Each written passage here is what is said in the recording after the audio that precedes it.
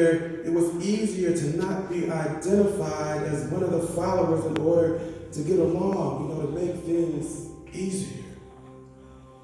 People don't always want to know about Jesus or have one of his followers hanging around. It can kill the buzz, That doesn't mean I don't believe in what he's saying. It's just that for now it's easier to not identify myself by my words or my actions so I can just fit in, get along. I can always identify as a follower tomorrow when there are other followers around to support me. But look at how they treated him, though. They weren't playing. They got mad. They were angry. They were using force when they didn't need to, making fun of him and us. I tried to stop them, but you, Jesus, you wouldn't let me. Jesus, you have to understand, you were there. I wanted to treat them the same way they were treating you, but you wouldn't let me. I wanted to treat them with the same anger and the same violence. I pulled out my sword and I was ready to do battle, and you told me to put it away. You would let me defend myself the best way I know how. I know how to willing to go. You said no. What was I supposed to do? Be like you?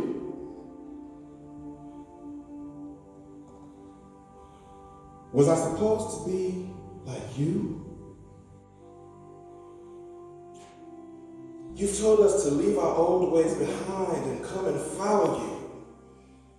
But I didn't realize how hard that could be, especially in those times when everything seems to be going wrong.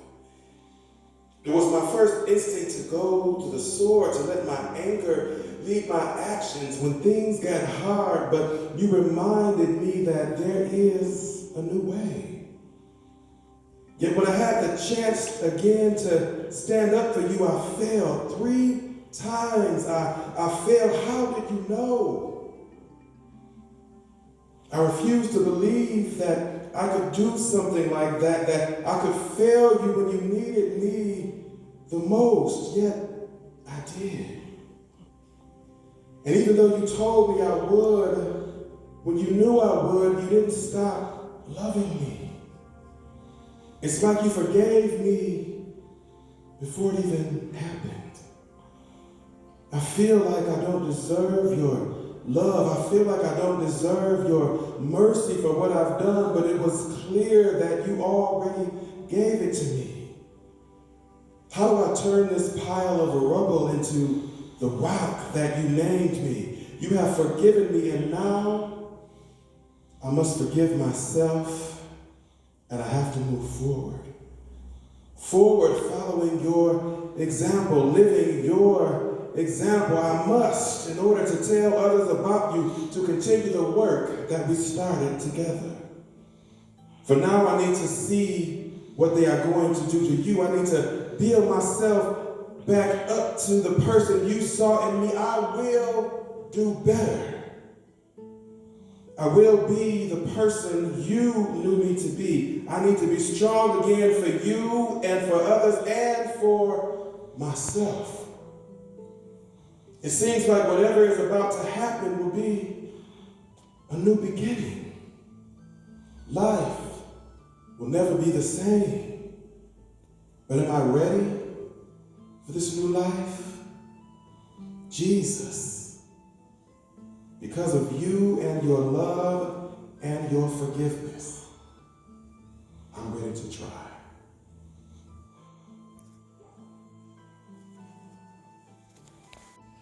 What just happened?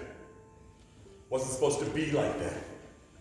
Yeah, I know there were soldiers with me, but they were just supposed to arrest him. It wasn't supposed to get violent. It wasn't supposed to be brutal. Now, they sent him to Pilate. I didn't intend for this to happen. This wasn't supposed to go this far. I just wanted it to stop for a while, to slow down. Things were getting out of hand. Jesus, you were just making the leaders so mad. You were just getting so big. I mean, all these people lining the streets, shouting your name, asking you to save them, looking for you to overthrow the system. What were you going to do? Pray for them? Some of these people were looking for real change, to overthrow the government and start something new. You were talking about loving each other and looking to God for the answers. It's not what they wanted. You had just slowed down for a while. Take the heat off you, off all of us. We could have regrouped and built up an army of our own and really taken on those oppressors. No. You wanted no part of violence. You said you didn't come to condemn the world, but to save it. What does that even mean? I just wanted to slow things down. To take some time to calm things down. You kept saying you only have a short time with us, and you needed to do what was set out for you to do. I mean, you healed people on the Sabbath. You had to know that would work against you. That the religious leaders would use that kind of thing against you. Couldn't you just have backed off a little on this loving each other stuff? I mean, Jesus, a Samaritan, is a good guy, and a priest being the bad guy. What were you thinking? You knew that had to make them even angrier. You challenging them on how they treat people, their interpretation of the scriptures to benefit themselves. And telling them all the people needed to do was love God and love their neighbor. And no talk about obedience to the scribes and the Pharisees. I help myself to some of those funds now and again, but it wasn't that much. We never did have a lot of money anyway. You kept giving it to the poor. You weren't about the money. When they offered me the 30 pieces of silver, what was I to do? Refuse them? Didn't ask for the money. Gave it to me. I didn't think it would get to this. Maybe I should have seen it coming. But I didn't think that far ahead. If only you've not been so sure of yourself. Your connection to God. If only you could have went along to get along. You know, like I did.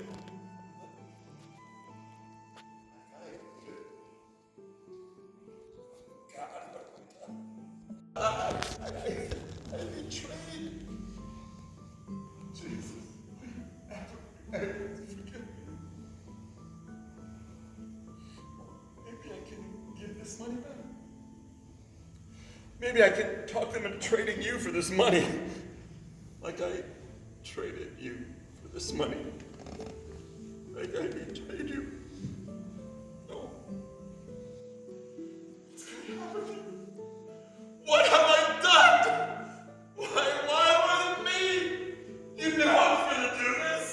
You didn't stop me. You could have had the others hold me back and stop me. But you let me do it. Why? Why am I blaming you? Not taking responsibility for my own actions. I'll go back. Offer them this money. Maybe they'll stop all this if I give them the money back. Who am I kidding? They finally got what they wanted. Someone who would turn on Jesus. Let them know when he was away from the crowds. When he was an easy grab. Then on top of it all, I betrayed you. With a kiss. An intimate gesture shared between two dear friends.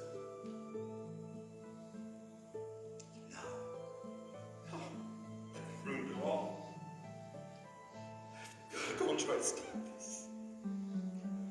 Now, how do I live with myself? You came here to watch this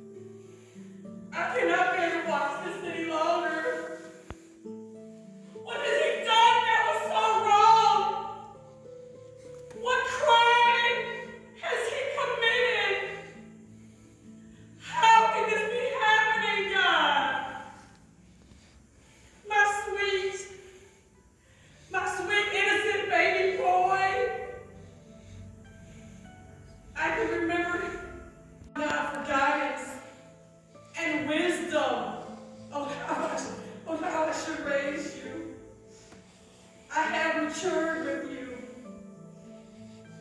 I have grown with you. And now, my son, I will suffer with you. I don't know why God will allow this to happen to you. All you have ever done was try to do what God wanted you to do. So we spent a day and we went back and we looked for you for 3 days. For 3 days we looked for you and we finally found you. You were sitting in the temple courts and you were listening to the teachers and you were asking all kinds of questions and you said to me, "Are you searching for me? Did you not know that I had to be in my Father's house?" As I watched this horrific beating that you have to endure, I still cannot fully grasp what those words even meant. The magnitude of what being called the Son of God would entail for you, my darling baby boy. I feel so helpless. A mother's job is to protect her children. And there is nothing that I can do to stop this. There is no way that I can fix this for you. There is no way that I can make this stop. As I watch you, with tears streaming down my face, I can barely stand up, let alone walk. And now the Roman soldiers, they're making you carry your own cross. This cross is too heavy for you. After all that you have been through, after all that you had to endure, your wounds are too deep for this torture that you have to endure. How humane, how inhumane is all of this? Oh, how I wish that I could save you from this torment, from this pain, from this suffering. My darling son, you have to know that if I could, I would. I hate to see you in such agonizing pain. Oh, my Lord. My Lord. I am right here with you, Jesus. I am right here with you every step of the way, Jesus. They can't make me leave you, my darling son. I am right here with you.